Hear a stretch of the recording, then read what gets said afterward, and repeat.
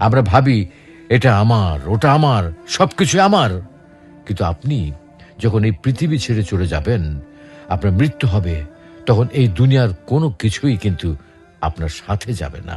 আপনার bank balance আপনার সাথে যাবে না, আপনার বিশাল ইন্ডাস্ট্রি আপনার সাথে যাবে না, আপনার সুন্দর এই প্রাসাদোপম বাড়িটি আপনার সাথে যাবে না, আপনার সবচেয়ে প্রিয় দামি ব্র্যান্ডের গাড়িটি আপনার সাথে যাবে না, আপনার প্রিয়তমা স্ত্রী, আদরের সেই সন্তান সন্ততি, কেউ কেউ আপনার সাথে যাবে না।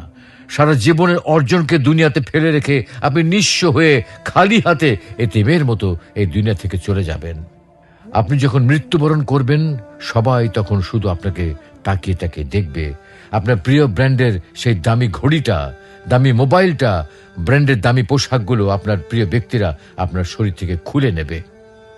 আপনাকে আপনার প্রিয় বেডরুমে সেই সুন্দর পালঙ্ক হতে মসজিদ থেকে আনা খাটিয়ার উপরে রাখবে।